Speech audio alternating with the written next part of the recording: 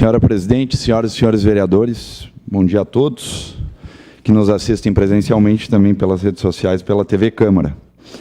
Esse projeto de lei, e aqui quero enaltecer os nomes do Luciano, que está aqui presente, do Montanari, que tanto se esforçaram, e o ano passado para realizar um baita evento, que foi lá nos pavilhões da Festa da Uva, um baita evento da indústria cervejeira e da Feira Nacional de Indústria Cervejeira. A intenção dessa lei, que é a Semana Municipal da Indústria Cervejeira e da Feira Nacional, é justamente valorizar esses empresários, essas pessoas que trabalham com cerveja artesanal, em especial, no nosso município. E por que isso? Por que nós temos que valorizar?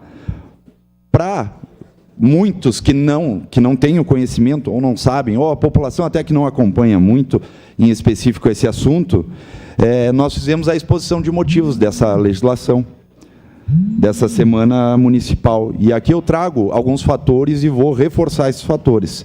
Caxias do Sul é a 5ª cidade do país em número de cervejarias artesanais instaladas, perdendo o posto de 3ª colocada em 2017 para São Paulo e Curitiba. Mas ainda estamos entre as 5 maiores do país.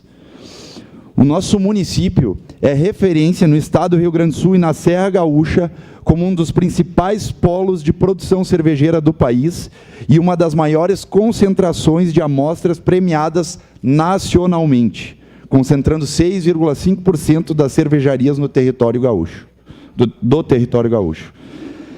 Caxias do Sul também, e foi nessa feira, no ano passado, Luciano, que teve a Copa Gaúcha de Cervejas, a principal premiação da indústria cervejeira do estado do Rio Grande do Sul. São, aqui no nosso município, em Caxias do Sul, 21 empresas instaladas, e hoje ocupa o 10º lugar em número de cervejas registradas, com 677 marcas. Um número impressionante de marcas de cerveja artesanais. Existe uma rede industrial historicamente baseada nos processos